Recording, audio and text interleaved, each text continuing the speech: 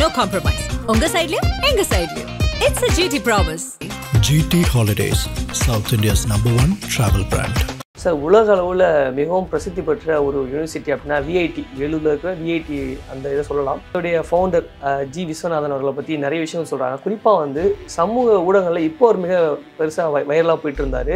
யார் இவர் இவ்வளோ பெருசாக கல்யாணம் பண்ணுறாரு அப்படின்னு போய் தேடி பார்த்தா அவருக்கு ஒரு மிகப்பெரிய பின்னணியாக இருக்குது. G Viswanathan VIT Vellore institute of டெக்னாலஜிங்கிறோடைய சான்சலர் ப்ளஸ் ஃபவுண்டர், நிறுவனர் மற்றும் வேந்தர் அந்த யூனிவர்சிட்டிக்கு. அவருடைய இல்ல திருமணம் தான் சமீபத்தில் நடந்து. சென்னையில் ஒய்எம்சியில் கிட்டத்தட்ட 1,00,000 ஸ்கொயர் ஃபீட்டில் ஒரு செட்டு. அது பார்த்தீங்கன்னா உள்ளே போகிறப்போ ஒரு ஒரு ஒரு அரண்மனை அப்படி உருவாக்கியிருக்காங்க. 1,00,000 ஸ்கொயர் ஃபீட்டில் கிரண் ஆர்ட் டைரக்டர் கிரண் வச்சு ஒரு செட்டு, ஒரு பிரம்மாண்டமான செட்டு. அந்த திருமணத்துக்கு பார்த்தீங்கன்னா ஒரு 2 மாநிலத்தினுடைய CM, Tamil Nadu CM, Pondicherry CM, மற்ற முக்கிய கட்சியினுடைய தலைவர்கள், சினிமா பிரபலங்கள்னு ஒரு பிரம்மாண்டமான ஒரு திருமணம். இன்றைக்கி இந்தியாவில் இருக்கக்கூடிய டாப் 10 யூனிவர்சிட்டியில் வந்து நம்பர் 1 யூனிவர்சிட்டியாக இது இருக்குது. கல்லூரி காலமும் சரி, பள்ளி காலமும் சரி, மிகப்பெரிய சாதாரண நபராக இருக்க, எந்த பிரிமினலுமே இல்லை அவருக்கு. ஆனால் வந்து சடனாக இவ்வளோ பெரிய ஒரு மேசிவ் வளர்ச்சி எப்படி சார் நடந்தது? அரசியல் தான். பார்த்தீங்கன்னா இந்தியாவில் இருக்கக்கூடிய மாணவர்கள், வெளிநாடுகளில் இருந்து கூடி வரக்கூடிய மாணவர்கள்லாம் கூட படிக்கக்கூடிய ஒரு டாப் மோஸ்ட் யூனிவர்சிட்டியாக திறம்பட அவர் செஞ்சுட்டு இருக்காரு. பக்கம் வந்து வேலூர் யூனிவர்சிட்டி பற்றி நீங்கள் சொல்லும்போது நிறைய விஷயங்கள் சொல்லியிருந்தீங்க. ஆனால் இன்னமும் வந்து அது பணக்காரர்களுக்கான கல்வி நிறுவனம் அப்படின்ற ஒரு பேர் இருக்கு இல்லையா? இவங்க டீம்டாக மாறுறப்ப அவங்களுக்கு உண்டான வசதிகளை செய்து கொடுக்குறப்ப இப்போ அது மாதிரி பணம் கேட்கத்தானே ஆகணும். அப்போ அது வந்து சுருக்கமாக சொல்கிறாங்க, ஒரு ஏழைகளுக்கான நிறுவனம் இல்லை அப்படின்னு எடுத்துக்கலாம் சார். குறிப்பாக வந்து ஒரு வேலூர் மாதிரியான ஒரு இடத்துல இருந்து உலக அளவில் நம்ம வந்து போட்டி போடணும் அப்படின்னா வந்து அதுக்கு ஒரு விஷன் இருக்கணும், ஒரு ஐடியா இருக்கணும், ஒரு ரூட் பிடிக்கணும் இல்லை சார். அவங்க வந்து அந்த ரூட் எப்படி பிடிச்சாங்க? இன்றைக்கி பார்த்தீங்கன்னா விஐடியில் படித்தா 100% பிளேஸ்மெண்ட், முடித்தவொடனே ஃபைனல் இயர்லேயே உங்களுக்கு வேலை கிடச்சிரும், உலகத்தில் இருக்கக்கூடிய தலை சிறந்த கம்பெனியெல்லாம் நீங்கள் பிளேஸ்மெண்ட் ஆகிடலாம் அப்படிங்கிற ஒரு நம்பிக்கை வந்துருச்சு. அதனால தான் நீங்கள் பார்த்தீங்கன்னா கூட்டமாக வேலூரில் விஐடியில் சீட் கிடைக்காதா?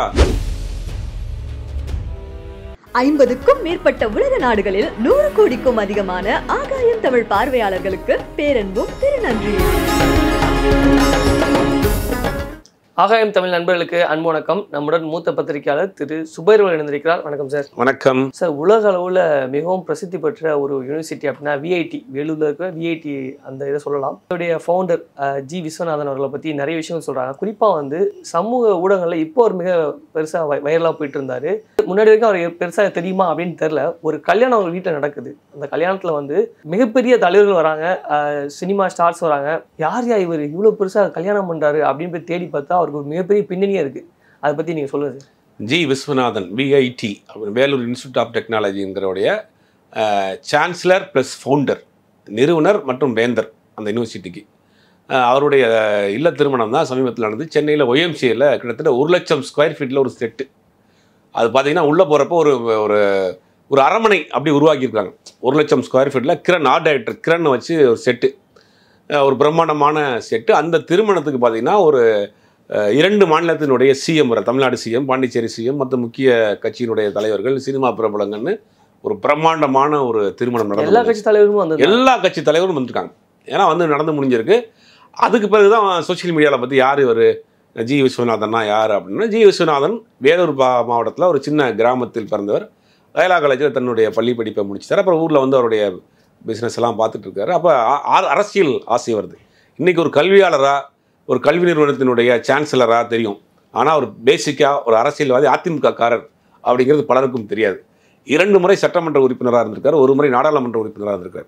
இப்போ அரசியல் இல்லையா? இப்போ 91 கடைசியாக சட்டமன்ற உறுப்பினராக இருக்கும். 96 பதவியை முடிச்சு வெளியே வர்றார். 96 முழுவதுமாக அரசியல் செயல்பாடுகளே இல்லை. முழுக்க தன்னுடைய கல்வி நிறுவனத்தை அடுத்த கட்டத்துக்கு கொண்டு போகணும்னு கொண்டு போயிருக்கிறாரு.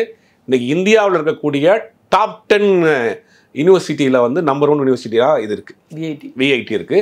அவங்க தனியாகவே ஒரு என்ட்ரன்ஸ் வைக்கிறாங்க, ஸ்காலர்ஷிப் கொடுக்குறாங்க. இன்றைக்கி உலகத்தில் இருக்கக்கூடிய பல நாட்டில் இருக்கக்கூடிய மாணவர்கள் இங்கே வந்து படிக்க வர்றாங்க. 20 வேர்ல்டு வைடு இருக்கக்கூடிய பிக்கெஸ்ட் யூனிவர்சிட்டியோட இவங்க எம்ஓஐ போட்டிருக்காங்க, புரிந்துணர்வு ஒப்பந்தம். அதாவது அங்கே இருக்கக்கூடிய மாணவர்கள் இங்கே வரலாம், இங்கே இருக்கக்கூடிய மாணவர்கள் அங்கே போகலாம். அப்புறம் அங்கே இருக்கக்கூடிய அந்த சிலபஸை மாற்றிக்கிறது, இந்த மாதிரியான வேலைகள்லாம் பண்ணுறாங்க. முழுக்க வந்து இப்போ அந்த எஜுகேஷன் சம்மந்தப்பட்ட வேலையில் ஆரம்பிக்கிறார். இவர் எப்படி ஒரு கல்வி நிறுவனத்தை தொடங்கினார், எம்எல்ஏவாக இருந்தவர், நாடாளுமன்ற உறுப்பினராக இருந்தவர், எப்படி கல்வி நிறுவனத்தை தொடங்குறார் அப்படின்னு பார்க்குறப்ப எம்ஜிஆர். அப்போ 80 காலகட்டங்களில் வந்து தமிழ்நாட்டில் பெருசாக இன்ஜினியரிங் காலேஜ் கிடையாது.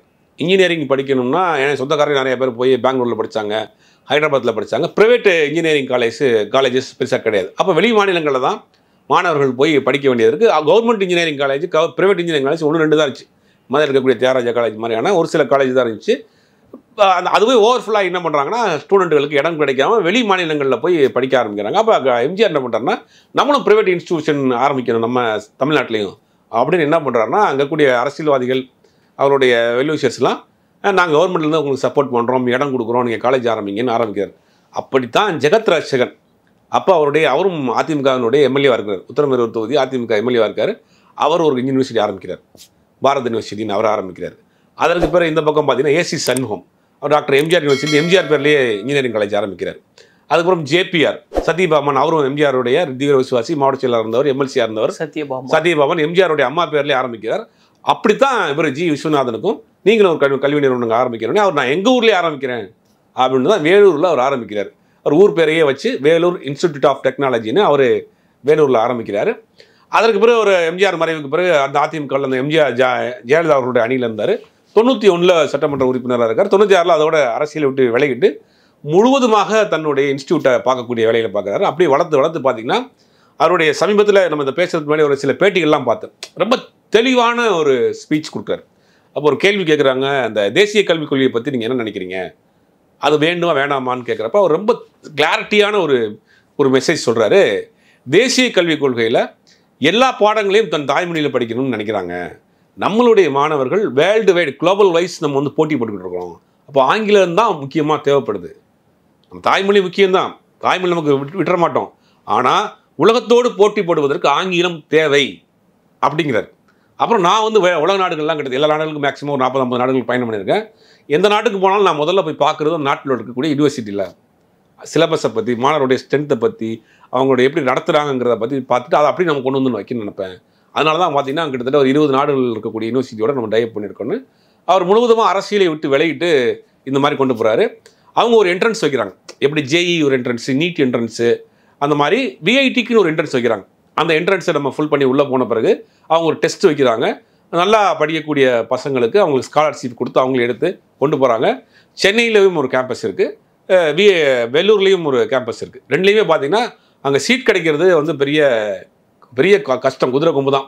ஏன்னா அந்த என்ட்ரன்ஸ் எழுதி ஃபுல்லாக மெரிட்டில் இருக்க பசங்களுக்கு ஸ்காலர்ஷிப்பும் கொடுத்து சேர்க்குறாங்க.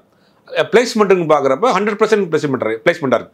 ஒன்லி வந்து அவர் வந்து அடுத்தடுத்த இது போடாமல் டெக்னிக்கல் வைஸ் யூனிவர்சிட்டியாக தான் பண்ணுறாங்க. இன்ஜினியரிங் கோர்சஸில் எல்லாமே இருக்காங்க. சென்னையிலையும் இருக்குது, சென்னை கேம்பஸ்லேயும் இருக்குது, வேலூர் கேம்பஸ்லேயும் இருக்குது. இன்றைக்கி பார்த்தீங்கன்னா இந்தியாவில் இருக்கக்கூடிய மாணவர்கள், வெளிநாடுகளிலிருந்து கூடி வரக்கூடிய மாணவர்கள்லாம் கூட படிக்கக்கூடிய ஒரு டாப் மோஸ்ட் யூனிவர்சிட்டியாக திறம்பட அவர் செஞ்சுட்டு இருக்காரு. பக்கம் வந்து வேலூர் யூனிவர்சிட்டி பற்றி நீங்கள் சொல்லும்போது நிறைய விஷயங்கள் சொல்லியிருந்தீங்க. ஆனால் இன்னமும் வந்து அது பணக்காரங்களுக்கான கல்வி நிறுவனம் அப்படின்ற ஒரு பேர் இருக்கு இல்லையா? இல்லை, அது ப்ரைவேட் யூனிவர்சிட்டிஸுங்கும் போது ஃபெசிலிட்டி கூட அவங்க வாங்கி தான் செய்ய முடியும். அரசாங்கத்தினுடைய கட்டுப்பாட்டில் இருக்கக்கூடிய யூனிவர்சிட்டியாக இருக்கட்டும், காலேஜாக இருக்கட்டும், அது வந்து கவர்மெண்ட் ஃபண்டு வரும். இவங்க டீம்டாக மாறுறப்ப அவங்களுக்கு உண்டான வசதிகளை செய்து கொடுக்குறப்ப இப்போ அது மாதிரி பணம் கேட்கத்தானே ஆகணும். இப்போ வெளி மாநிலங்கிறது ஒரு பையன் வர்றான், ஏசி ரூம் உள்ள ஹாஸ்டலும் இருக்குது, நார்மல் ரூம் உள்ள ஹாஸ்டலும் இருக்குது, ஹைடெக் ஃபுட் கொடுக்குற ஹாஸ்டலும் இருக்குது, நார்மல் ஃபுட் கொடுக்குற ஹாஸ்டலும் இருக்குது, ஏசி போட்ட கிளாஸ் ரூமும் இருக்குது, நார்மல் கிளாஸ் ரூமும் இருக்குது. இப்போ பணக்கார வீட்டு பசங்க என் பையன் வந்து லக்ஸரியாக தான் படிக்கணும் அப்படின்னு நினைக்கிறப்ப அவங்களுக்கு அதுக்கு உண்டான ஃபீஸ் வாங்கத்தானே ஆவாங்க. அந்த ஃபெசிலிட்டி கூட ஃபீஸும் அதிகமாகும். அதே நேரங்களில் நார்மல் இதுவும் இருக்குது, 2 கேட்டகரியும் வச்சுருக்காங்க. இப்போ சென்னை கேட்டகரியில் நார்மலும் இருக்குது, இது இருக்குது. அது மாதிரி வெளியில் என் பையன் பெரிய பணக்கார வீட்டு கோட்டீஸ்வர வீட்டு பையனாக இருப்பான், என் பையன் ஏசி ரூமில் தான் இருப்பான், ஏசி கிளாஸ் ரூமில் தான் இருப்பான், அவனுக்கு கொஞ்சம் ஹைஃபையாக வேணும் அப்படின்னா பணத்தை கட்டி படிச்சுட்டு போங்க. அப்போ அது அந்த ஃபெசிலிட்டி கூட ஃபீஸும் கூடும். அப்போ அது வந்து சுருக்கமாக சொல்கிறாங்க ஒரு ஏழைகளுக்கான நிறுவனம் இல்லை அப்படின்னு எடுத்துக்கலாம். இல்லை, அதுவும் 2 இருக்குதுல்ல, ஏழைகளும் படிக்கலாம். அவங்க அதுக்கு ஏதாவது வாய்ப்புகள் இருக்காது. அதுதான் என்ட்ரன்ஸ் வைக்கிறாங்க. அந்த என்ட்ரன்ஸில் நல்லா பெர்ஃபார்ம் பண்ணக்கூடிய ஸ்டூடெண்ட்டுக்கு ஸ்காலர்ஷிப் கொடுக்குறாங்க. கிட்டத்தட்ட 50%, 60% ஸ்காலர்ஷிப் வரைக்கும் கொடுக்குறாங்க. அது ஒரு குறிப்பிட்ட ஆட்களுக்கு அதை தொடர்ந்து செஞ்சுட்டே இருக்காங்க, வருஷம் செய்கிறாங்க. இந்த வருஷம் நேத்தம் தானே அதோடைய என்ட்ரன்ஸ் ஆரம்பிச்சிருக்காங்க. கிட்டத்தட்ட மார்ச் மாதம் வரைக்கும் 5 மாதம் உங்களுக்கு டைம் கொடுக்குறாங்க. 5 மாதத்துக்குள்ளே நீங்கள் என்ட்ரன்ஸ் எழுதலாம். உள்ளே போய் நீங்கள் லாகின் பண்ணி ரிஜிஸ்டர் பண்ணிவிட்டு உங்கள் டீட்டெயிலை கொடுத்து ரிஜிஸ்டர் பண்ணிவிட்டு அப்புறம் அவங்க சொல்கிற டேட்டில் எந்த ஊர்லேயோ அந்த ஊரில் நீங்கள் எக்ஸாம் எழுதலாம். நீங்கள் என்ன சப்ஜெக்டில் நீங்கள் வெல்டுவாக இருக்கிறீங்க அப்படின்னா உங்களுடைய பெர்ஃபார்மன்ஸ், உங்கள் டேலண்ட்டை பார்த்துட்டு அவங்க கொடுக்குற ஃபீஸ்லேருந்து உங்களுக்கு 50% வரைக்கும் கூட அவங்க டிஸ்கவுண்ட் கொடுக்குறாங்க. அந்த மாதிரி டேலண்டான ஆட்களையும் பண்ணுறாங்க, லக்ஸரியாக வர்ற ஆட்கள்கிட்டையும் வாங்குறாங்க. கல்லூரி காலமும் சரி பள்ளி காலமும் சரி மிகப்பெரிய சாதாரண நபராக இருக்கா, எந்த பின்புலமே இல்லை அவருக்கு. ஆனால் வந்து சடனாக இவ்வளோ பெரிய ஒரு மேசிவ் வளர்ச்சி எப்படி சார் நடந்தது? அரசியல் தான். ஆனால் அரசியலில் உள்ள வர்றாரு. 2 முறை சட்டமன்ற உறுப்பினராக அங்கே அணைக்கட்டு தொகுதியில் ஒரு முறை இருக்கிறார், அது ஒரு தொகுதி, அப்புறம் நாடாளுமன்ற உறுப்பினராக இருக்கார். ஆனால் ஒரு கட்டத்துக்கு மேலே அரசியல் வேணாங்கிற முடிவு வர்றாரு. இப்போ அரசியல் ஒதுங்கிட்டார், முற்றிலும் ஒதுங்கிட்டார். 96 இப்போ வரைக்கும் கிட்டத்தட்ட 30 வருஷமாக அரசியலில் எந்த தொடர்பும் கிடையாது. அதிமுகனுடைய எம்ஜிஆர்னுடைய விசுவாசியாக இருந்தவர் இப்போ முழுக்க முழுக்க ஒரு கல்வியாளராக ஆயிட்டார். அப்போ அரசியல் ஒரு தொடர்பு, எம்ஜிஆர் கொடுத்த அந்த சப்போர்ட்டு, அதெல்லாம் அவருடைய ஒரு கல்வியாளராக மாற்றுறாரு. அப்படியே டெவலப் பண்ணி அந்த காலத்தில் என்னென்னா படித்தவர்களை எம்ஜிஆர் வந்து டெவலப் பண்ணிட்டே இருப்பார். அப்போ படித்த நபராக இருந்தாருன்னா உடனே வந்து நீங்கள் அந்த அவர் எம்ஜிஆர் சீட் கொடுப்பாரு, அவங்க வந்து டெவலப் பண்ணுவார். திருநாவுக்கரசு அவரே பல முறை சொல்லியிருக்காரு, எனக்கு வந்து எம்ஜிஆர் வந்து என்னுடைய படிப்பை பார்த்து தான் சீட் கொடுத்தாரு. அப்போ வந்து டிகிரி முடிச்சுட்டு வரவங்க, அட்வொகேட் ஆகிறவங்களுக்கு வந்து ரொம்ப ரேர். அது மாதிரி படித்த ஆட்கள் அரசியலுக்கு வரணும்னு எம்ஜிஆர் பார்ப்பார். அப்போ பார்க்குறப்ப யங்ஸ்டராக இருக்கிறாரு, ஒரு படித்த நபராக இருக்காரு, அந்த பகுதியில் இவரை வந்து நம்மளுடைய ரெப்ரஸன்டேட்டிவ் அவரை உருவாக்கணும்னு பார்ப்பார். அப்படி தான் அவர் எம்ஜிஆர் வந்து அவரை வந்து ரொம்ப சின்ன வயசுலேயே எம்எல்ஏ சீட் கொடுக்குறாரு. 2 முறை கொடுக்குறாரு. அதுக்கு ஒரு முறை வந்து ஜெயலலிதா தலைமையில் இருக்கக்கூடிய கவர்மெண்ட்டில் கொடுக்குறாரு, இதில் கொடுக்குறாங்க, அதிமுக கொடுக்குறாங்க. ஒரு முறை எம்ஜிஆர் கொடுக்குறாரு. அப்போ அந்த படிப்புங்கிறது அவருக்கு பேஸாக இருக்குது. அந்த காலகட்டங்களில் படித்த ஆட்கள் வந்து அரசியலுக்கு வர்றதை கட்சிகள் ரொம்ப விரும்பிச்சு. அப்போ எம்ஜிஆரும் சரி, அதிமுகவும் சரி, திமுகவும் சரி, படித்த ஆட்கள் உள்ள ஈஸியாக போயிடலாம். அந்த அடிப்படையில் உள்ளே வர்றாரு. அதற்கு பிறகு ஒரு கட்டத்தில் வந்து முழுவதுமாக அரசியல் வேண்டாம் அப்படிங்கிற போது முழுவதுமாக ஒரு எஜுகேஷன் பக்கம் திரும்புகிறாரு. அதை அப்படியே கொஞ்சமாக டெவலப் பண்ணி கொண்டு வந்துட்டு இன்றைக்கி ஒரு பெரிய ஒரு சாம்ராஜ்யத்தை உருவாக்கி வச்சிருக்காரு. சார் குறிப்பாக வந்து ஒரு வேலூர் மாதிரியான ஒரு இடத்துல இருந்து உலக அளவில் நம்ம வந்து போட்டி போடணும் அப்படின்னா வந்து அதுக்கு ஒரு விஷன் இருக்கணும், ஒரு ஐடியா இருக்கணும், ஒரு ரூட் பிடிக்கணும். இல்லை சார், அவங்க வந்து அந்த ரூட் எப்படி பிடிச்சாங்க? இல்லை, இவர் வந்து வேர்ல்டு வைடு பயணம் பண்ணுறார், டூர் போகிறாரு. போகிறப்ப என்ன சொல்கிறாரு, அவருடைய பேட்டியிலே சொன்னப்பட்ட விஷயங்கள் தான். அப்போ அந்த யூனிவர்சிட்டியை போய் பார்க்குறாரு. இந்த கல்வி வெளிநாட்டில் வெஸ்டர்ன் நாட்டில் இருக்கக்கூடிய, வெஸ்டர்ன் கண்ட்ரியில் இருக்கக்கூடிய ஒரு மாணவனுக்கு கிடைக்கக்கூடிய கல்வி வேலூரில் இருக்கக்கூடிய மாணவனுக்கு கிடைக்கணும் அப்படின்னு ஒரு ஐடியா பண்ணுறாரு, திங்க் பண்ணுறாரு. அப்போ அந்த யூனிவர்சிட்டியோட பேசுகிறார். அங்கே வந்து எம்ஓவி போடுறாங்க, இங்கே இருக்கக்கூடிய சிலபஸை கொடுங்க, அங்கே ஸ்டூடெண்ட்டை இங்கேருந்து எக்ஸ்சேஞ்ச் பண்ணுவோம், அந்த மாதிரி பண்ணுவாங்க. அந்த மாதிரி அவர் வந்து வேர்ல்டு வைடாக வந்து ஒரு திங்க் பண்ணுறாரு. நமக்கு உலகத்தரமான கல்வி தமிழ்நாட்டில் இருக்கக்கூடிய ஒரு சாமானியனுக்கு கிடைக்கணும், காசு கொடுத்தாலும் கிடைக்காது சில கல்விகள், அந்த கல்வியெல்லாம் இங்கே கொண்டு வந்து பார்க்குறாரு. முழுக்க அவர் வேறு பக்கம் டைவெர்ட் ஆகாமல் மெடிக்கலோ மற்ற டிபார்ட்மெண்ட்டுக்கு டைவெர்ட் ஆகும், ஒன்லி இந்த இன்ஜினியரிங் டிபார்ட்மெண்ட்டுக்குள்ளே தான். இன்ஜினியரிங்கில் என்னென்ன கோர்சஸ் இருக்கோ அத்தனை கோர்ஸையுமே உள்ளே கொண்டுறாரு. இன்ஜினியரிங்குள்ளே இருக்க அத்தனை கோர்ஸஸையும் உள்ளே கொண்டு வந்து அதை டெவலப் பண்ணுறாரு. இன்றைக்கி பார்த்தீங்கன்னா விஐடியில் படித்தா 100% பிளேஸ்மெண்ட், முடித்தவொடனே ஃபைனல் இயர்லேயே உங்களுக்கு வேலை கிடச்சிரும், உலகத்தில் இருக்கக்கூடிய தலை சிறந்த கம்பெனியெல்லாம் நீங்கள் பிளேஸ்மெண்ட் ஆகிடலாம் அப்படிங்கிற ஒரு நம்பிக்கை வந்துருச்சு. அதனால தான் இன்றைக்கி பார்த்தீங்கன்னா கூட்டமாக வேலூரில் விஐடியில் சீட் கிடைக்காதா, அது சென்னை கேம்பஸாக இருந்தாலும் சரி, அந்த வேலூர் கேம்பஸாக இருக்கட்டும் அப்படின்னு. அப்புறம் அந்த வேலூருங்கிற பேர் ஏன் வச்சேன் அப்படின்னோடனே முதல்ல வந்து ஒருத்தர் இடம் கொடுத்தாரு. அந்த இடம் கொடுத்தவர் என்ன பண்ணார்னா கல்லூரி கட்டுறதுக்கு இடம் தர 50 ஏக்கர், ஆனால் எங்கள் அப்பா பேர் வைக்கணும்னு சொன்னாராம். இடம் விற்றவர். ஆனால் சொன்னார், எங்கள் அப்பாவும் பேர் கிடையாது, உங்கள் அப்பாவும் கிடையாது, நான் வந்து ஊர் பேர் வைக்கணுங்கிறதுக்காக தான் வந்து ஊர் பேரை வச்சேன் அப்படிங்கிறார். அந்த ஊர் மேலே அவருக்கு ஒரு அட்டாச்மெண்ட். வேலூரை பொறுத்த வரைக்கும் தெரியும், சென்னையின் அருகில் இருந்தால் கூட ரொம்ப ஒரு பின்தங்கிய மாவட்டமாக இருக்குது, பெருசாக அந்த ஒரு கல்வி நிறுவனங்கள் அந்த ஊருக்கு நீங்கள் அடையாளமாக ஆயிடுச்சுல. நான் பிறந்த ஊருக்கு அது ஒரு அடையாளத்தை உண்டு பண்ணணும், அந்த பகுதியில் இருக்கக்கூடிய மக்களுக்கு ஒரு விரைவான கல்வியை கொடுக்கணும் அப்படின்னு பார்க்குறாரு. அதை உலகம் நோக்கி தேடி போகிறாரு, அந்த பயணத்தை போகிறாரு, அங்கே இருக்க கல்வியை இங்கே கொண்டு வந்து சேர்க்குறாரு. அப்படிங்கும்போது முழுவதுமாக தன்னை அந்த எஜுகேஷன் டிபார்ட்மெண்ட்டில், எஜுகேஷன் சம்மந்தமான விஷயங்களில் அவர் தன்னை அர்ப்பணித்துக்கிட்டார் அப்படிங்கிறத பார்க்கணும். இன்றைக்கி ஒரு தமிழ்நாட்டில் இப்படி ஒரு யூனிவர்சிட்டி இன்றைக்கி இந்தியா மட்டும் கிடையாது, வெளிநாடுகளில் இருக்கக்கூடிய மாணவர்கள் இங்கே தேடி வராங்க, வேலூரை தேடி வர்றாங்க அப்படிங்கிறது ஒரு பெரிய ஆச்சரியமான ஒரு வளர்ச்சி தான். சார் அது மாதிரி வேலூர் இன்ஸ்டியூட்டில் வந்து இப்போ அப்ளை பண்ணணும் அப்படின்னா இப்போ எப்போ அப்ளை பண்ணுவோம் சார்? இப்போ நேற்று அவங்க ஓப்பன் பண்ணியிருக்காங்க. விஐடியோடைய வெப்சைட்டில் போனீங்கன்னா லாகின் பண்ணிவிட்டு உள்ளே போயிட்டு உங்களுடைய டீட்டெயிலாம் ஃபில் பண்ணிவிட்டு எந்த ஊரில் இருக்கீங்க, எங்கே உங்களுக்கு எக்ஸாம் சென்டர் வேணும் அப்படிங்கிற டீட்டெயிலாம் ஃபில் பண்ணி உள்ளே போயிட்டீங்கன்னா 1200 சம்திங் ஏதோ ஃபீஸ், அது என்ட்ரன்ஸ் ஃபீஸ், அதை நீங்கள் கட்டிட்டீங்கன்னா உங்களுக்கான அந்த இடம் அலாட் பண்ணி கொடுப்பாங்க. எப்போ அந்த என்ட்ரன்ஸ் வைக்கிறாங்களோ அந்த டேட்டில் போய் நீங்கள் எக்ஸாம் எழுதிட்டு வந்துட்டால் போதும். உங்களுடைய மார்க்கின் அடிப்படையில் அவங்க கொடுக்குற அந்த ஃபீஸ்லேருந்து உங்களுக்கு 50%, 30% அந்த மாதிரியான மார்க் ரேஷியோ வச்சு உங்களுக்கு டிஸ்கவுண்ட்டும் கிடைக்கிறது. அது மட்டும் இல்லாமல் ஜேஇஇ வந்து 1ஆம் தேதி ஓப்பன் ஆயிருக்கு. இந்தியா அளவில் இருக்கக்கூடிய engineering exam, all India level engineering exam ஜேஇன்னு சொல்லுவோம் இல்லையா, அந்த ஜேஇயோடைய எக்ஸாமினேஷன் ஓப்பன் ஆயிருக்கு. அது 27ஆம் தேதி, நவம்பர் மாதம் 27ஆம் தேதி வரைக்கும் டைம் இருக்குது. அந்த ஜேஇ அப்ளை பண்ணுறதுக்கு நிறையா பேருக்கு என்ன பண்ணுவாங்கன்னா, நம்ம வந்து பிசி சர்டிஃபிகேட் வச்சுருப்போம், எஸ்சி எஸ்டி சர்டிஃபிகேட் வச்சுருப்போம். நீங்கள் ஆல் இண்டியா லெவலில் எக்ஸாம் எழுதுறதுக்கு ஓபிசி சர்டிஃபிகேட் வேணும். பிசி எஸ்சி எஸ்டி சர்டிஃபிகேட் வந்தால் கூட அவங்க அக்செப்ட் பண்ணிடுவாங்க. இந்த பிசி கேட்டகரிக்கு வந்து பிசி வந்து ஆல் இண்டியா லெவலில் கிடையாது. பிசிங்கிறது ஓபிசி. நீங்கள் மற்ற கம்யூனிட்டி சர்டிஃபிகேட் தமிழ்நாட்டில் வச்சுருந்தீங்கன்னா நீங்கள் கண்டிப்பாக ஓபிசி சர்டிஃபிகேட் எடுக்கணும்.